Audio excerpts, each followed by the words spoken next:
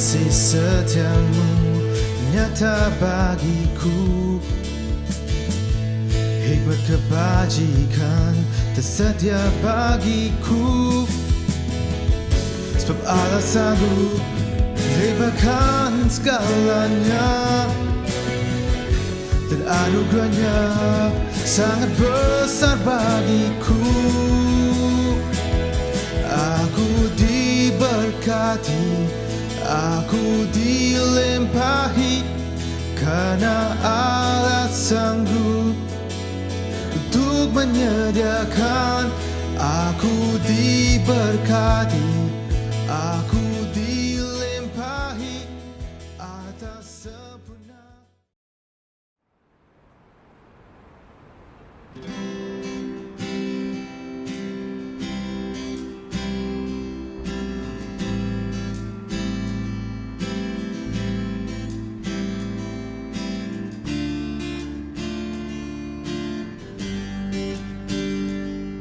Sedalamnya samudra, luasnya cakrawala, tiada yang melebihi kasih-Mu, oh Tuhan.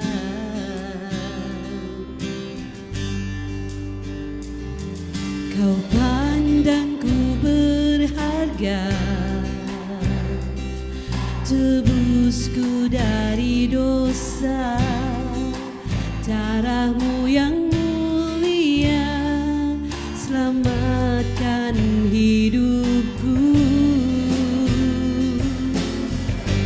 Ku angkat tanganku, muliakan nama-Mu. Ku sembah Kau, Yesus Tuhan, ditinggikan selamanya. Ku bawa hatiku ke takhta kudus-Mu. Ku sembah Kau, Yesus Tuhan, ditinggikan, diagungkan selamanya.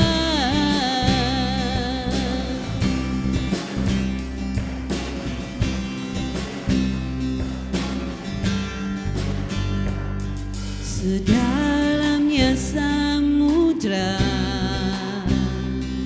luasnya cakrawala, tiada yang melebihi kasih-Mu, oh Tuhan.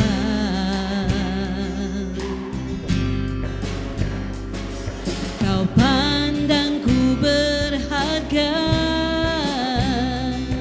tebusku dari dosa. Darah-Mu yang mulia selamatkan hidupku. Ku angkat tanganku, muliakan nama-Mu. Ku sembah Kau, Yesus Tuhan, ditinggikan selamanya. Ku bawa hatiku ke takhta kudus-Mu. Ku sembah Kau, Yesus Tuhan, ditinggikan, diagungkan selamanya. Oh, ku angkat tanganku, muliakan nama-Mu. Ku sembah Kau, Yesus Tuhan, ditinggikan selamanya. Ku bawa hatiku ke takhta kudus-Mu.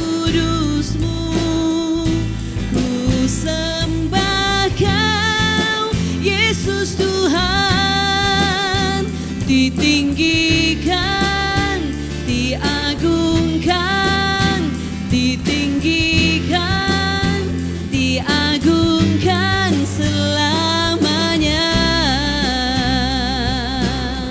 Oh, selamanya.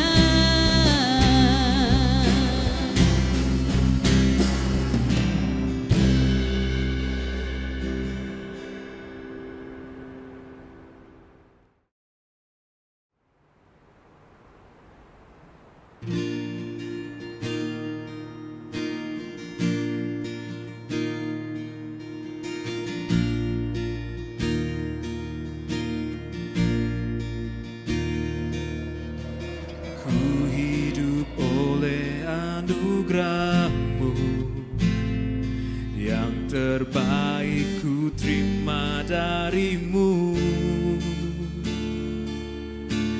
Rancangan-Mu indah bagiku, sebab ku hidup selalu di dalam-Mu. Tiada pernah ku meragukan bukti kasih dan karya salib-Mu.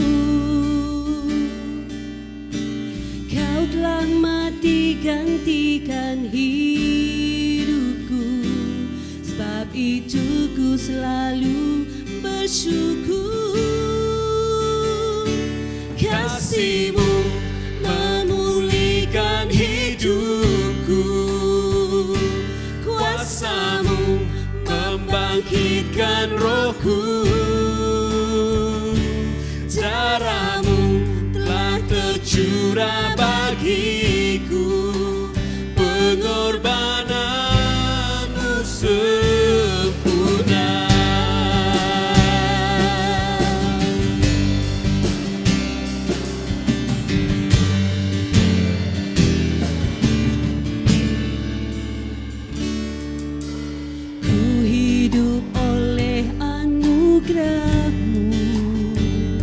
Yang terbaik ku terima dari-Mu. Rancangan-Mu indah bagiku, sebab itu ku selalu di dalam-Mu. Tiada pernah ku meragukan bukti kasih karya salib-Mu. Kau telah mati gantikan hidupku, sebab itu ku selalu bersyukur. Kasih-Mu memulihkan hidupku, kuasa-Mu membangkitkan rohku. Darah-Mu telah tercurah bagiku, pengorbanan-Mu sempurna. Kasih-Mu memulihkan hidupku, kuasa-Mu membangkitkan rohku. Darah-Mu telah tercurah bagiku, pengorbanan-Mu sempurna. Pengorbanan-Mu sempurna. Pengorbanan-Mu sempurna.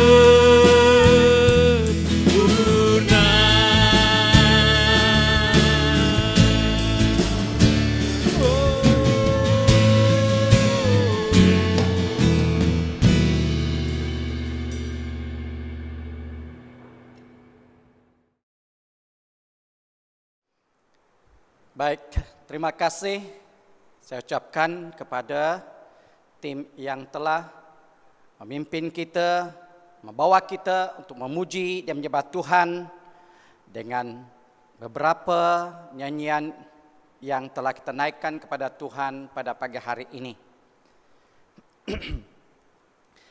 Bapak, Ibu, saudara-saudari yang Yesus Kristus kasihi, selamat datang dan selamat bertemu. Saya ucapkan kepada kita yang dapat hadir di dalam kebaktian kita di atas talian di alam maya pada pagi hari ini.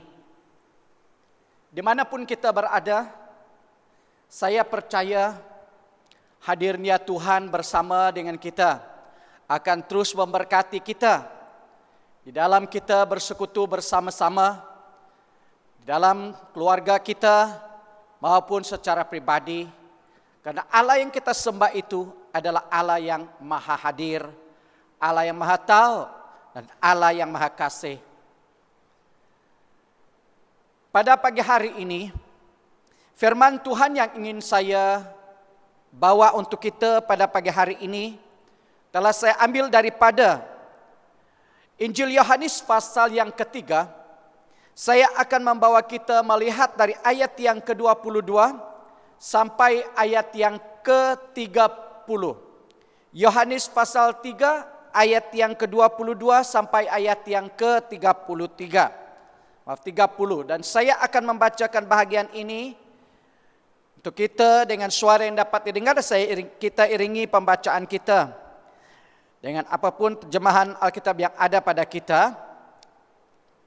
Tulisan di atas bahagian ini adalah Yesus dan Yohanes Pembaptis. Terjemahan bahasa Malaysia berkata, setelah itu Yesus dan pengikut-pengikutnya pergi ke wilayah Yudea. Dia tinggal di situ dengan mereka untuk sementara waktu dan dia membaptis orang. Pada masa itu Yohanes belum dipenjarakan. Dia di Ainon, tempat yang tidak berapa jauh dari Salim. Yohanes membaptis orang karena di situ terdapat banyak air. Orang datang kepadanya dan dia membaptis mereka. Ayat yang ke-25 berkata, beberapa orang pengikut Yohanes mula bertengkar dengan seorang Yahudi tentang adat pembasuhan. Kemudian mereka pergi kepada Yohanes dan berkata, adakah guru masih ingat akan orang yang bersama-sama guru di seberang sungai Yordan itu? Orang yang guru tunjukkan kepada kami dahulu. Lihatlah, sekarang dia membaptis orang dan semua orang pergi kepadanya. Ayat 27. Yohanes menjawab, seseorang tidak dapat menerima sesuatu jika Allah tidak memberikannya. Kamu sendiri menjadi saksiku bahwa aku pernah berkata, aku bukan penyelamat yang diutus oleh Allah, tetapi aku diutus terlebih dahulu daripadanya. Pengantin perempuan kepunyaan pengantin lelaki.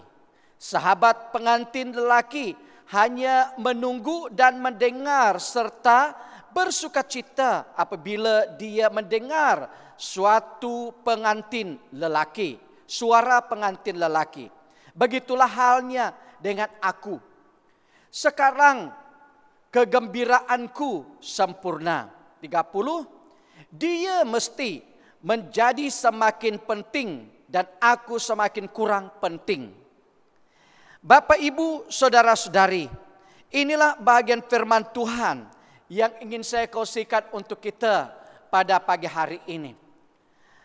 Kalau kita melihat berita baik yang disampaikan oleh Yohanes di dalam penulisannya di dalam Injil Yohanes ini mengemukakan bahwa Yesus sebagai firman Allah yang kekal. Dia menjadikan manusia dan tinggal di antara kita. Sebagaimana yang dikatakan di dalam kitab ini, berita baik ini ditulis supaya para pembacanya dapat percaya bahwa Yesus penyelamat yang diutus oleh Allah. Dan dia juga anak Allah. jika mereka percaya kepadanya, mereka beroleh hidup yang kekal. Dan itu dikatakan di dalam bahagian firman Tuhan ini. Selepas pendahuluan yang menyatakan bahwa Yesus sebagai firman Allah yang kekal, bahagian pertama kitab ini mengisahkan berbagai-bagai mukjizat yang menunjukkan bahwa Yesus penyelamat yang diutus oleh Allah dan dia juga anak Allah. Semua hal luar biasa itu diikuti oleh percakapan yang menjelaskan apa yang dinyatakan oleh mukjizat itu. Di dalam bahagian ini juga Yohanes menceritakan bahwa ada orang yang percaya kepada Yesus lalu menjadi pengikutnya. Tetapi ada juga orang yang menentang dia dan tidak mahu percaya kepadanya. Jadi dengan panjang lebar pasal 13 dan 17 itu mengisahkan bagaimana akrabnya Yesus dengan pengikut-pengikutnya pada malam Yesus ditangkap. Ketika kata-kata Yesus juga mempersiapkan dan menggalakkan para pengikutnya pada malam sebelum dia disalibkan. Jadi pasal-pasal terakhir daripada Injil Yohanes ini mengisahkan hal Yesus ditangkap dan diadili. Jadi hal dia disalib dan dibangkitkan semula serta dia menampakkan diri kepada pengikut-pengikutnya. Ini sedikit penjelasan apa yang tertulis di dalam Injil Yohanes ini. Jadi di dalam bahagian yang telah kita baca tadi, ia berbicara satu perkara yang terjadi di dalam pelayanan Yohanes sewaktu Yesus bersama-sama melayani di tempat yaitu di Yudea. Kalau kita lihat dengan ringkasnya tadi bahwa ada murid-murid Yesus yang datang kepada Yohanes bertanya tentang keadaan yang sudah terjadi. Yesus bersama murid-muridnya sedang berada di Yudea dan dia juga membaptis orang seperti apa yang telah dilakukan oleh Yohanes Pembaptis. Jadi waktu murid-muridnya mengalami satu pertengkaran dikatakan di dalam ayat yang ke-25, 26 itu berkata beberapa orang pengikut Yohanes mula bertengkar dengan seorang Yahudi tentang adat pembasuhan. Kemudian mereka pergi kepada Yohanes dan berkata, adakah guru masih ingat akan orang yang bersama-sama guru di seberang sungai Yordan itu? Orang yang guru tunjukkan kepada kami dahulu, lihatlah sekarang dia membaptiskan orang sama dan semua orang pergi kepadanya.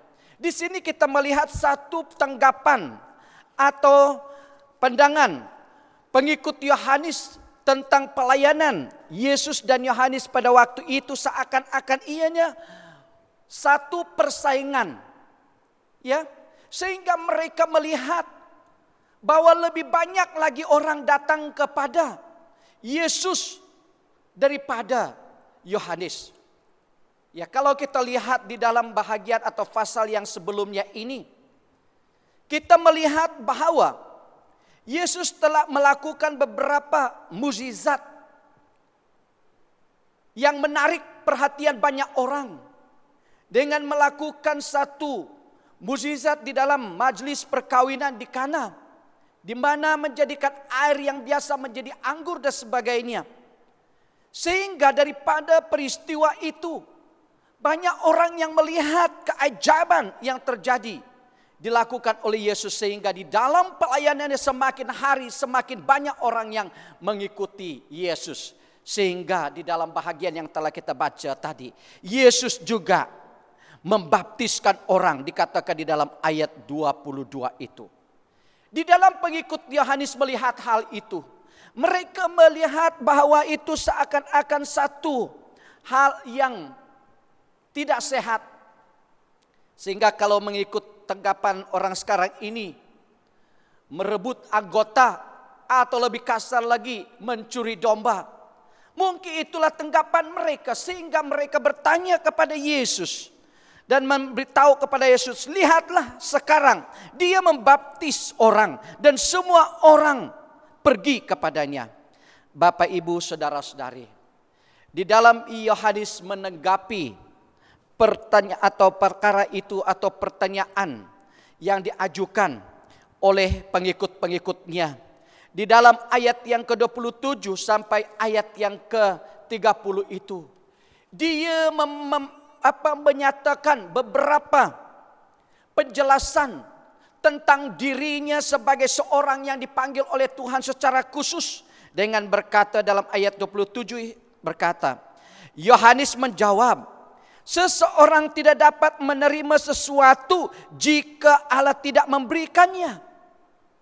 Yang kedua, kamu sendiri menjadi saksiku bahwa aku pernah berkata, aku bukan penyelamat yang diutus oleh Allah, tetapi aku diutus terlebih dahulu daripadanya. Itu yang kedua. Yang ketiga, dia katakan dengan satu gambaran, katanya pengantin perempuan, kepunyaan pengantin lelaki. Sahabat pengantin lelaki hanya menunggu dan mendengar serta bersukacita apabila dia mendengar suara pengantin lelaki. Begitulah halnya dengan aku. Sekarang kegembiraanku sempurna. Lalu di dalam ayat 30 ini merupakan kesimpulan, jawaban Yohanes kepada pengikutnya. Dia mesti menjadi semakin penting dan aku semakin kurang penting. Kalau kita lihat di dalam terjemahan bahasa Indonesianya, Yohanes berkata, dia harus semakin besar, aku harus semakin kecil. Jadi pada pagi hari ini, daripada bahagian firman Tuhan ini, saya ingin membawa kita melihatnya dengan satu tema yang berkata, Yesus harus semakin besar di dalam hidup kita. Yesus harus semakin besar di dalam kehidupan kita. Jemaat Tuhan yang Yesus Kristus kasihi, dalam dunia ini tidak ada manusia yang ingin jadi nomor 2, nomor 3, apalagi nomor terakhir. Semua ingin jadi nomor 1. Semua orang ingin menjadi yang terbaik, menjadi orang yang terdepan dan orang yang terbesar. Jadi mulai dari bangku sekolah, belajar sampai kepada bekerja, kita berlomba menjadi nomor 1. Demikian juga dunia olahraga, dunia penyagaan, politik, bahkan di gereja pun orang berpacu menjadi yang terdepan. Ya, itu adalah manusia. Namun ada satu peristiwa di dalam Alkitab yang bagi kita mungkin aneh dan mustahil dilakukan oleh orang pada zaman ini. Di tengah persaingan yang serba ingin menjadi yang pertama, peristiwa tersebut dicatat di dalam bahagian yang telah kita baca tadi. Yohanes 3 ayat 22 sampai 30. Suatu hari murid-murid Yohanes, pengikut Yohanes itu mengadu atau menyatakan kepadanya tentang persaingan sengit mengenai secara acara baptisan air yang dilakukan oleh murid-murid Yesus. Murid-murid Yohanes terganggu karena murid-murid Yesus merebut anggota atau mencuri domba, ya, di ladang pelayanan mereka. Sepertinya mereka takut hilang popularitas mereka, sehingga mereka bertemu atau berjumpa dengan Yohanes. Tetapi ada satu hal yang luar biasa daripada Yohanes Pembaptis, yang merupakan penyataan kepada para muridnya, pengikutnya. Di dalam ayat yang ke-30 tadi, dengan dia berkata, dia harus semakin besar dan aku harus semakin kecil. Jemaat Tuhan, satu penyataan yang saya yakin sangat sulit untuk diucapkan dengan ketulusan dan kesungguhan hati. Ya.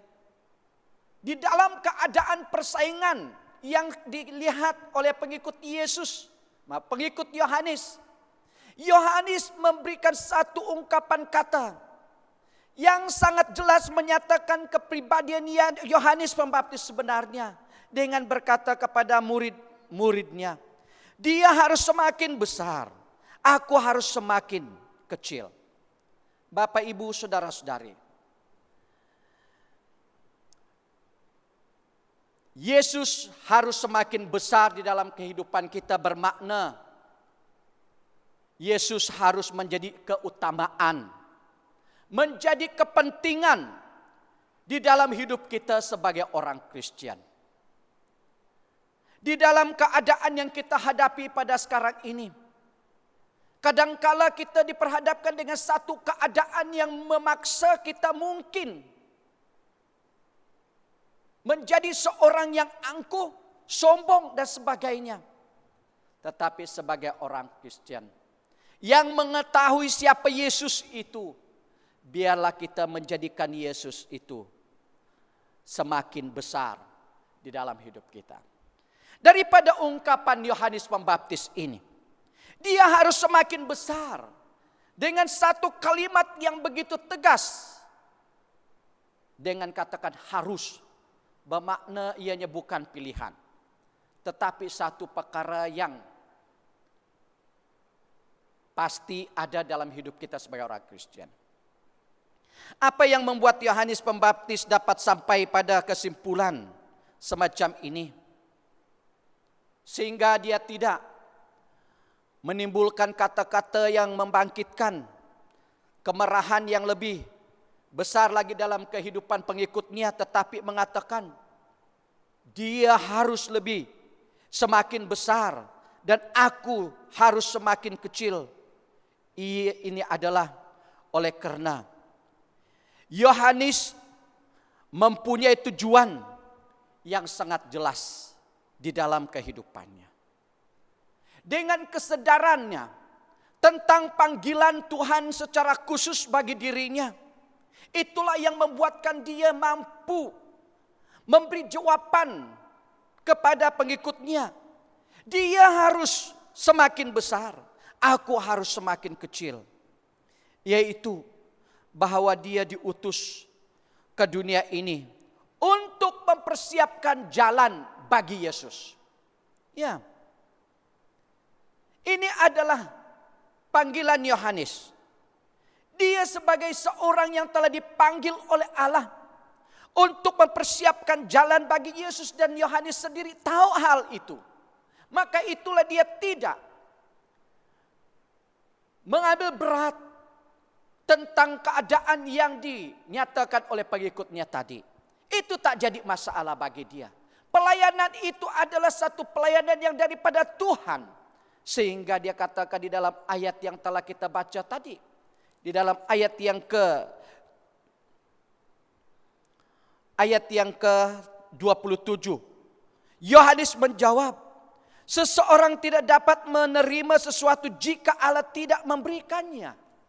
Berbicara tentang panggilan Tuhan secara khusus, dia tahu kedudukannya. Dan segala sesuatu yang dikerjakannya semata-mata untuk kemuliaan Yesus. Inilah yang menjadikan Yohanes mampu memberi jawaban yang sangat tepat kepada murid-muridnya atau pengikut-pengikutnya. Dengan ungkapan kata dalam terjemahan bahasa Malaysia tadi.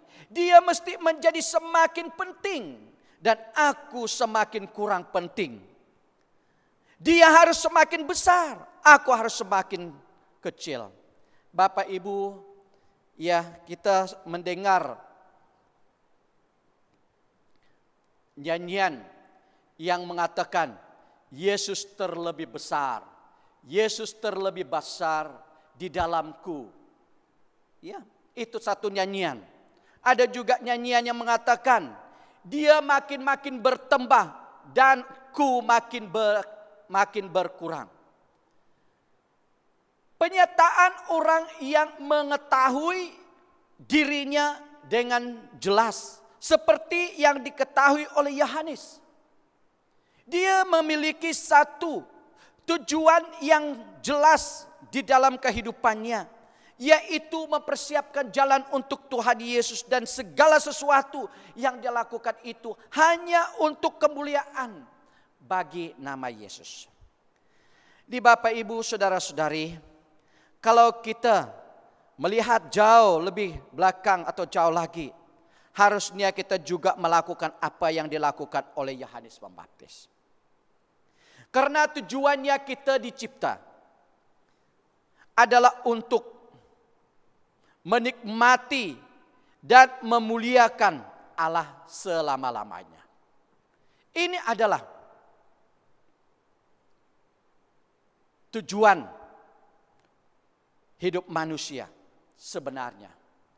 Maka haruslah tidak ada satu aspek pun dalam hidup kita di mana kita tidak memuliakan dan membesarkan nama Tuhan. Kita diciptakan, dipanggil oleh Tuhan dengan tujuan hanya memuliakan Tuhan di dalam hidup kita. Jadi, Bapak Ibu saudara-saudari,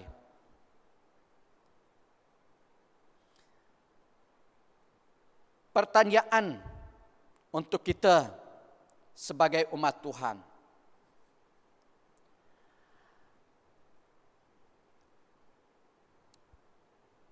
adalah apa rahasia yang dimiliki oleh Yohanes Pembaptis sehingga dia berjaya dalam menjalankan tujuan utama ini, yaitu membuat Yesus semakin besar dan ia semakin kecil. Apakah yang memampukan Yohanes dapat mengungkapkan kata-kata ini kepada pengikutnya dengan berkata, dia harus semakin besar dan aku harus semakin kecil? Di dalam bahagian ini kita dapat melihat dua perkara yang memampukan Yohanes untuk memperingatkan pengikutnya. Di dalam kehidupan kita melayani Tuhan, Yesus harus semakin besar di dalam kehidupan kita. Lebih utama atau semakin utama dan semakin penting di dalam kehidupan kita.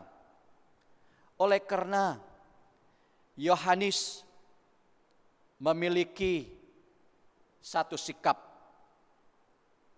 kerendahan hati. Inilah yang dimiliki oleh Yohanes Pembaptis yang memampukan dia memberikan respon yang sangat tepat kepada pengikutnya dengan berkata, dia harus semakin besar dan aku harus semakin kecil, karena dia memiliki satu sikap, yaitu kerendahan hati. Bapak, Ibu, saudara-saudari, kerendahan hati merupakan satu sikap menyadari keterbatasan kemampuan diri, sehingga seseorang itu tidak merasa angkuh maupun sombong. Dan itulah yang memampukan Yohanes Pembaptis mengatakan kepada muridnya atau pengikutnya, Yesus harus semakin besar.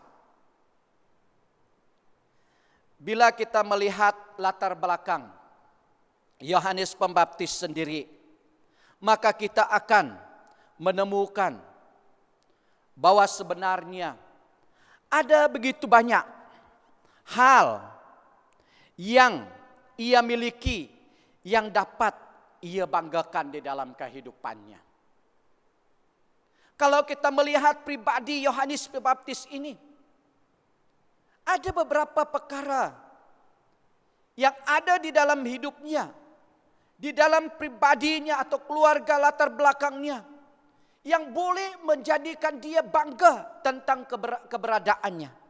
Tetapi karena dia adalah seorang yang rendah hati, dia tidak mementingkan hal itu. Yang pertama, kalau kita lihat daripada garis keturunannya, Yohanes Pembaptis lahir dari sepasang suami istri keturunan Harun. Ya, kalau kita lihat ini merupakan satu keturunan yang mempunyai kedudukan terhormat di masyarakat pada masa itu. Karena kita tahu bahwa hanya keturunan Harun saja yang boleh melayani di rumah Tuhan. Dan dengan demikian maka ayahnya juga adalah seorang imam, yaitu Imam Zakaria. Dan ibunya juga adalah seorang keturunan imam. Kalau kita lihat di dalam Injil Lukas pasal 1 ayat yang ke-5 sampai ayat yang ke-6. Jadi di mana hal ini berarti secara otomatis Yohanes Pembaptis berhak atas jabatan imam. Yang terhormat itu berserta dengan segala hak istimewa yang imam dapatkan. Ini sebenarnya kedudukan Yohanes Pembaptis jika dilihat daripada garis keturunannya. Sementara Tuhan Yesus, sekalipun dia berasal dari keturunan Daud, namun ia hanyalah seorang yang lahir dari keluarga sederhana. Keluarga tukang kayu. Ya, bukan pengusaha kayu, apalagi penguasa kayu. Dia berasal dari keluarga yang sederhana. Bahkan kelahirannya pun dengan cara yang sangat hina. Kalau kita lihat Yesus dilahirkan di kandang binatang.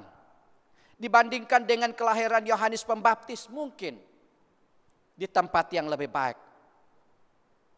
Namun pun tidak disebut dalam kitab. Kita tahu kedudukan Yohanes boleh dia banggakan. Karena dia adalah sebagai seorang anak daripada seorang imam, yaitu Imam Zakaria. Namun demikian itu tidak menjadi satu perkara yang membanggakan dia sehingga tidak senang dengan apa yang sedang terjadi pada waktu itu. Tetapi oleh karena kerendahan hatinya, dengan kesadarannya atas dirinya dan pelayanan yang dia lakukan itu, maka dia peringatkan kepada murid-muridnya, pengikutnya, Yesus harus semakin besar dan Yohanes Pembaptis harus semakin kecil. Yang kedua, perkara yang boleh dibanggakan oleh Yohanes Pembaptis adalah keahliannya berkhotbah.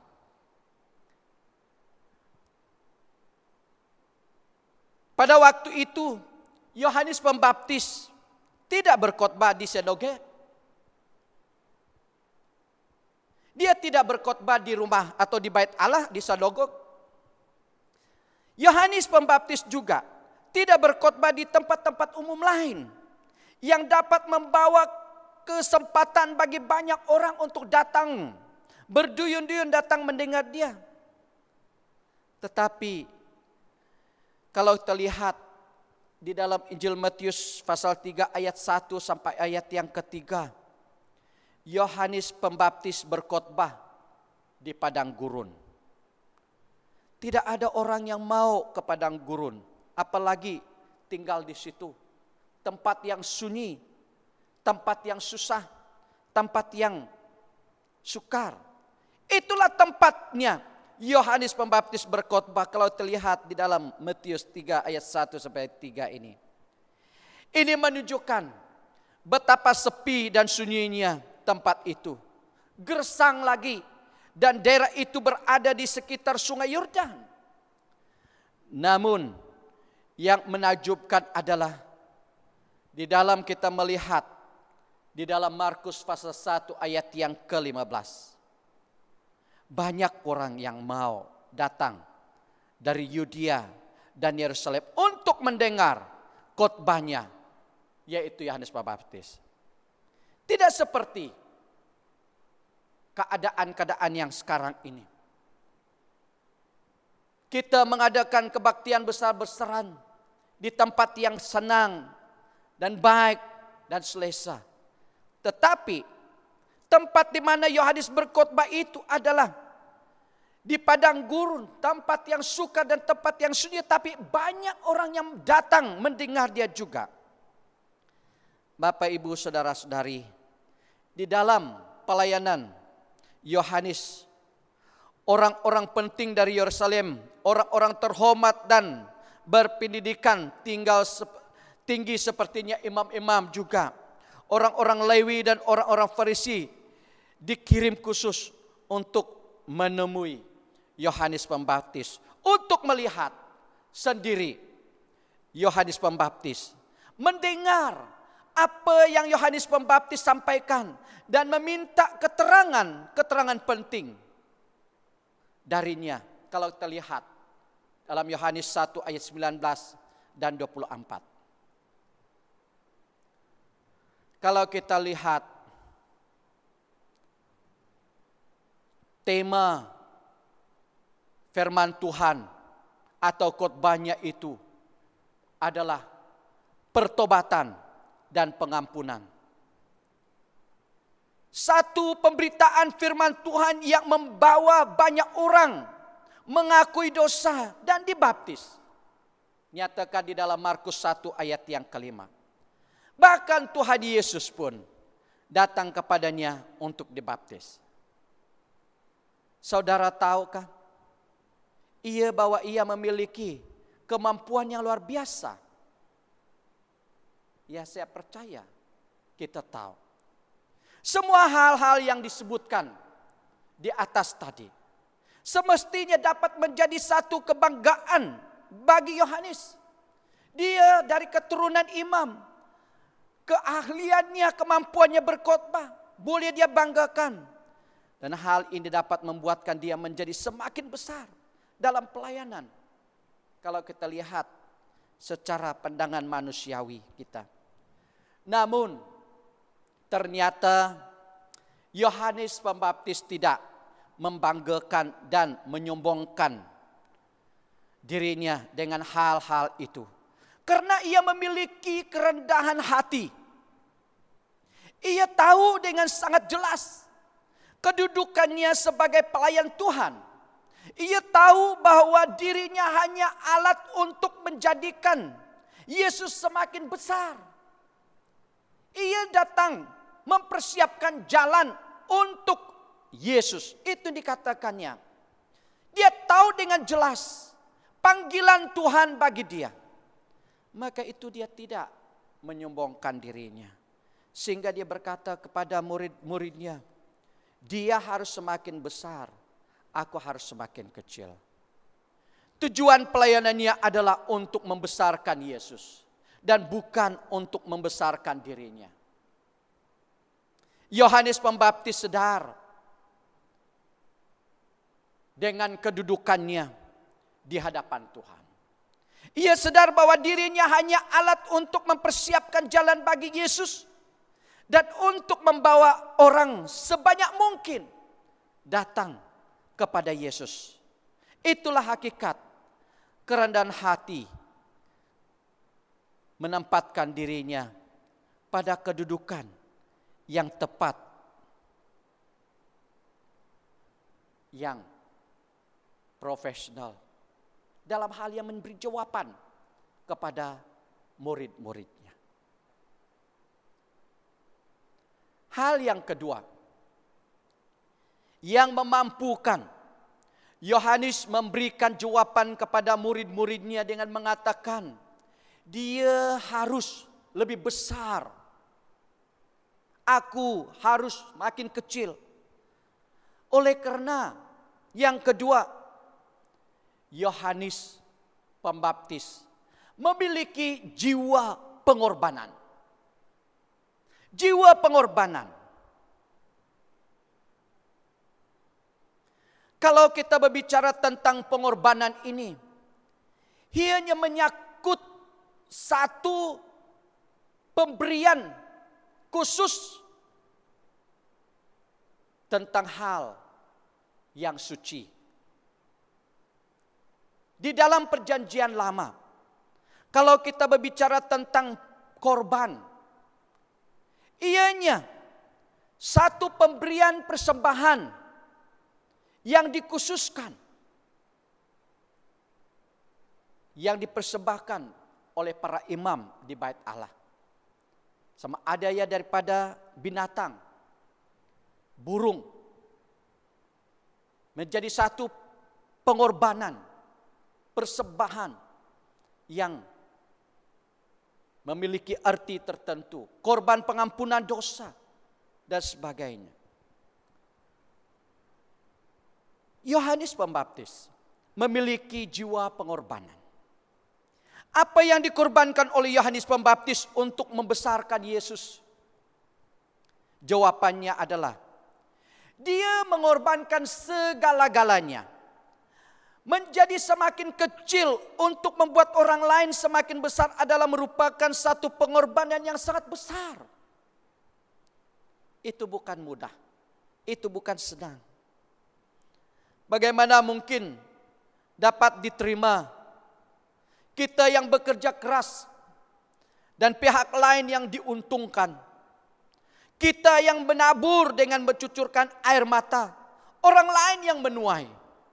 Kita yang dengan setia mengasihi, tetapi orang lain yang memakankan buahnya. Bagaimana mungkin kita yang berusaha mati-matian, tetapi orang lain yang menjadi besar, sedangkan kita yang menjadi kecil? Tak mungkin kalau kita lihat dia secara manusia.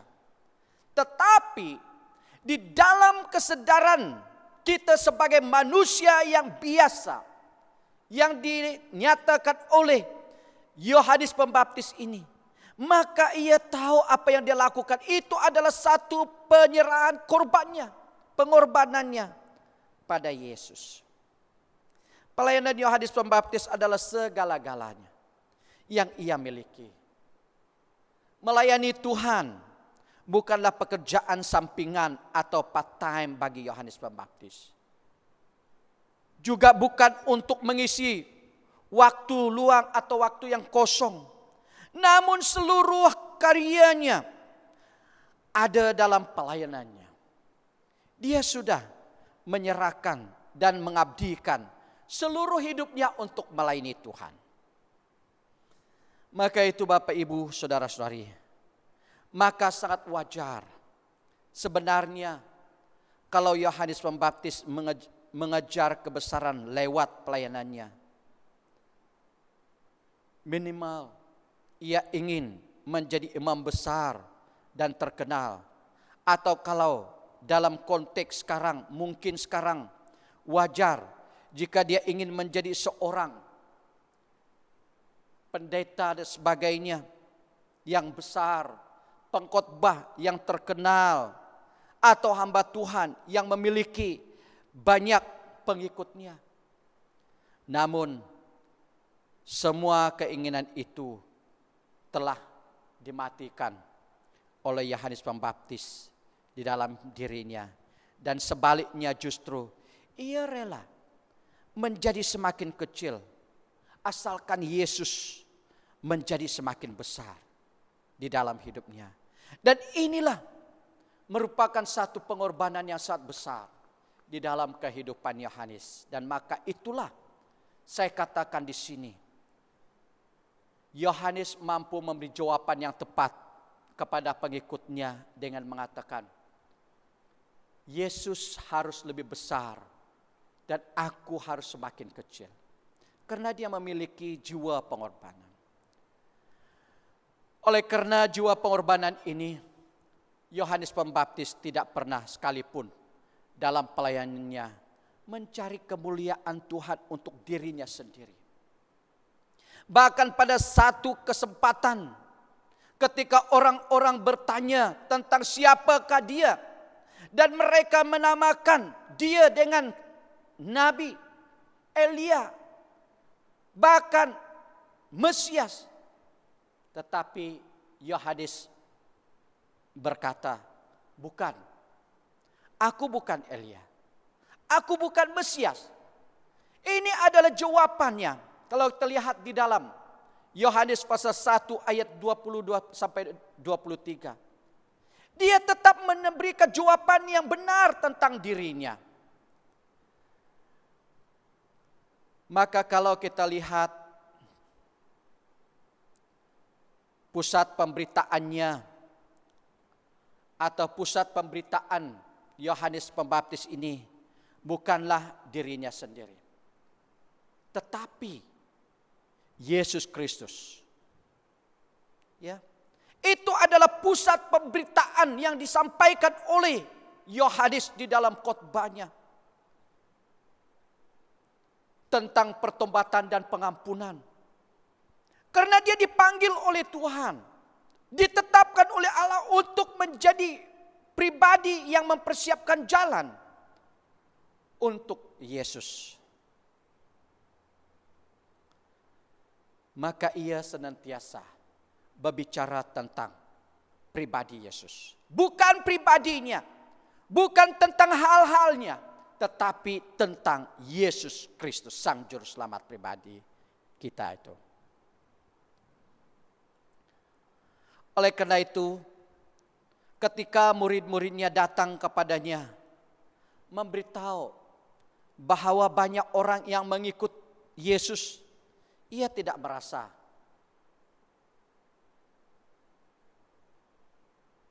bahwa dia mengalami satu persaingan, tetapi justru pada saat itulah ia merasakan kejayaannya, kesuksesannya, sehingga dia berkata bahwa banyak orang datang kepada Yesus. Itu satu kebanggaannya, itu satu sukacitanya, sehingga ia menggambarkannya sebagai seorang lelaki yang berseru atau bersorak setelah dia mendapatkan mempelai perempuannya.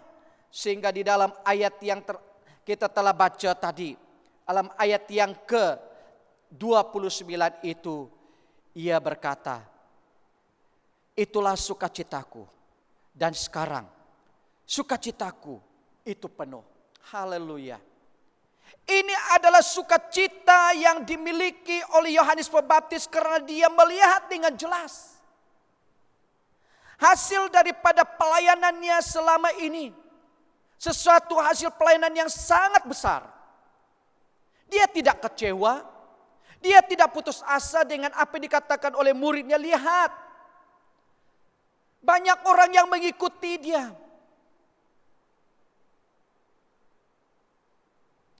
Sehingga dia kata, itulah sukacitaku, dan sekarang sukacitaku itu penuh. Seorang hamba Tuhan, seorang orang Kristen yang mengenali panggilan Tuhan dan keberadaannya sebagai umat Tuhan dengan jelas, dia tidak akan kecewa dengan kemajuan perkembangan pelayanan orang lain. Dan itulah yang dialami oleh Yohanes Pembaptis. Bapak, Ibu, saudara-saudari, di dalam kita melihat hal ini, apa yang telah dinyatakan oleh Yohanes Pembaptis kepada murid-muridnya,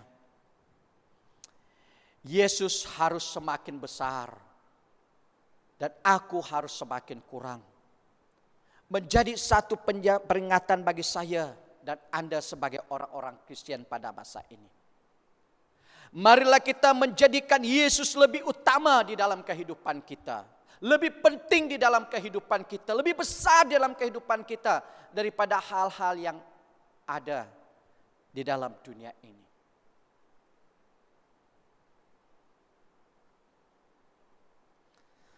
Bukankah kita seharusnya ketika nafas kita masih berhembus adalah semata-mata untuk terus berlatih supaya dapat menjadikan Yesus semakin besar di dalam hidup kita dan diri kita semakin kecil.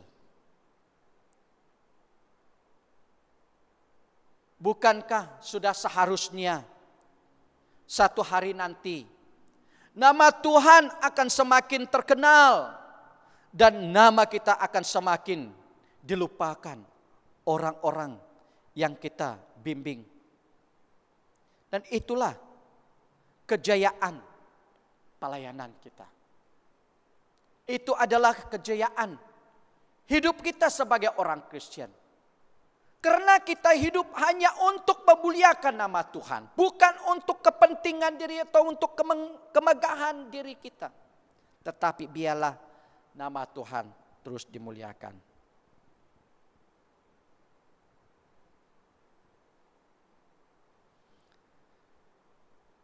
Bapak, Ibu, Saudara-saudari, di dalam hidup kita sebagai umat Tuhan,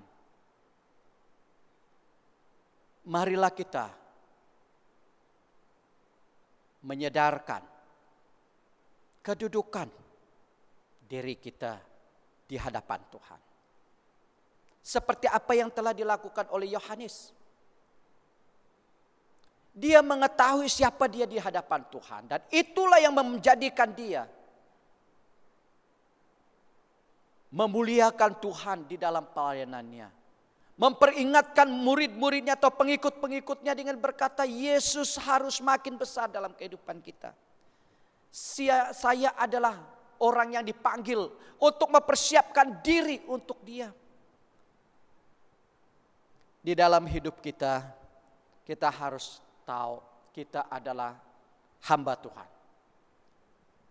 Kita hanya alat yang siap dipakai guna oleh tangan Tuhan yang Maha Kuasa.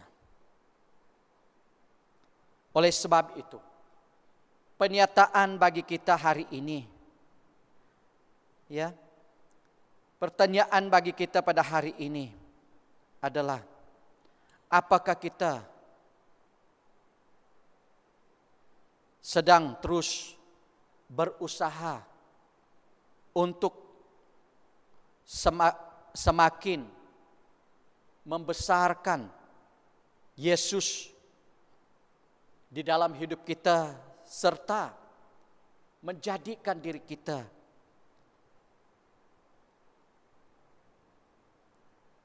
menjadi kecil?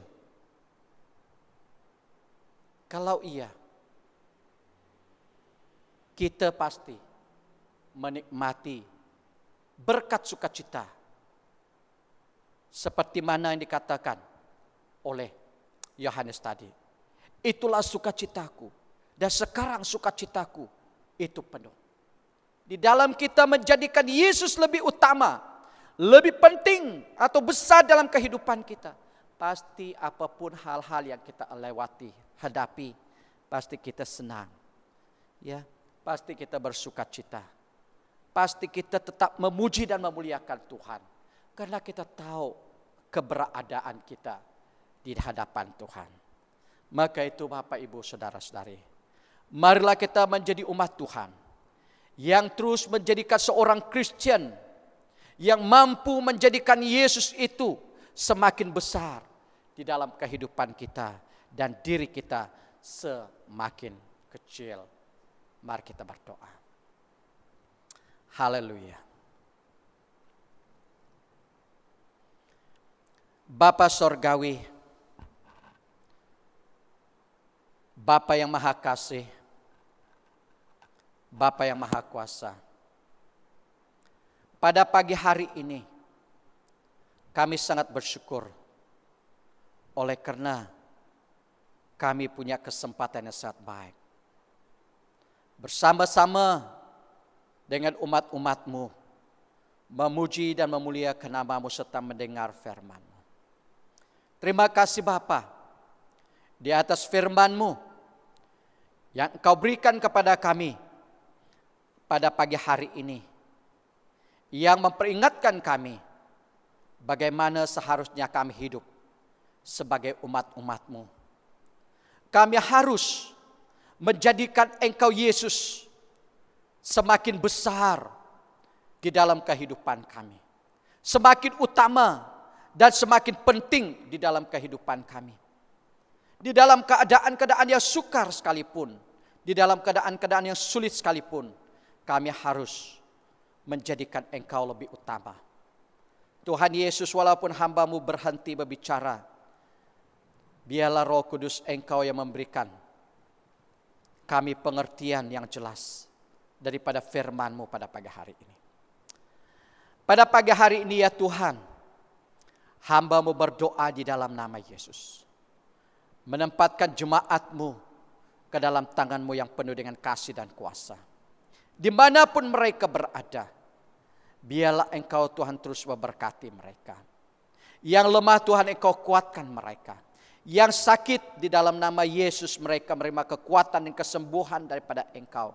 Yang punya beban masalah pergumulan hidup Tuhan, Engkau menjadi jawaban bagi mereka. Terpujilah nama-Mu Bapa. Pada pagi hari ini sekali lagi hamba-Mu berdoa di dalam nama Yesus. Mohon perlindungan dan penyertaan Tuhan bagi umat-umat-Mu. Dimanapun mereka berada Tuhan, Engkau naungi, Engkau bungkusi, Engkau lindungi mereka di dalam kuasa dan darah Yesus. Supaya mereka dijauhkan daripada jangkitan virus COVID-19 ini. Tuhan Yesus, Engkaulah harapan kami. Engkaulah yang kami percaya, yang mampu menjauhkan kami daripada jangkitan atau sentuhan kuman COVID-19 ini. Terima kasih Tuhan, Engkaulah Allah yang Maha Kuasa. Terpujilah nama-Mu Bapa. Pada pagi hari ini sekali lagi hamba-Mu bersyukur atas berkat-berkat yang Kau telah berikan kepada jemaat-Mu di dalam usaha pekerjaan, penjagaan dan kebun ladang mereka. Sehingga dalam beberapa waktu yang telah lalu ini, mereka telah mempersembahkan persembahan mereka. Sama ada persembahan persepuluhan mereka, persembahan khusus dan pengucapan syukur mereka. Engkau berkati semuanya Tuhan. Dan doa kami, biarlah Engkau terus memberkati umat-umat-Mu di dalam usaha pekerjaan mereka di hari-hari yang akan datang ini. Terpujilah nama-Mu Bapa. Terima kasih Bapa atas pimpinan dan penyertaan-Mu di dalam kebaktian kami pada pagi hari ini. Engkau telah menyertai kami dari mula selesai dengan baik. Berkat damai sejahtera yang daripada Engkau akan terus menguasai dan memenuhi hati, jiwa dan roh kami. Berkat pimpinan dan penyertaan-Mu melalui Roh Kudus-Mu akan menyertai kami dari sekarang sampai selamanya. Inilah doa hamba-Mu. Di dalam nama Yesus Kristus Tuhan dan Juru Selamat kami berdoa dan minta semua ini. Amin. Amin. Baik, sekian firman Tuhan yang ingin saya kongsikan untuk kita. Baik, sebelum kita akhiri kebaktian kita, kita dengarkan berita sidang pada pagi hari ini. Silakan.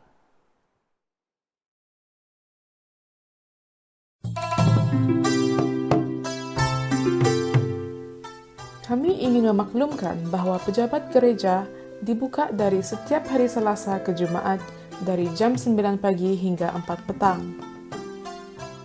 Dimanapun kita berada, marilah kita sama-sama berdoa untuk keadaan masa sekarang, untuk jemaat Tuhan, perlindungan dan keperluan masing-masing. Persepuluhan dan persembahan boleh diberi melalui cek, deposit tunai dan online banking ke akaun gereja kita. Butiran bank gereja adalah seperti berikut. Jangan lupa untuk maklumkan kepada bendahari gereja, Deacon Richard, sekiranya anda telah memberi persembahan atau persepuluhan. Kami di BEM Pelita ingin mengucapkan selamat hari jadi kepada mereka yang menyambut pada bulan ini. Kami berdoa semoga Tuhan sentiasa memberkati anda dan keluarga anda. Sekian sahaja berita sidang kita pada minggu ini.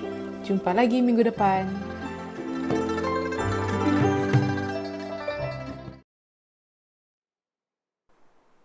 Baik, terima kasih. Kebaktian kita sampai di sini. Tuhan memberkati. Jumpa lagi di masa yang akan datang.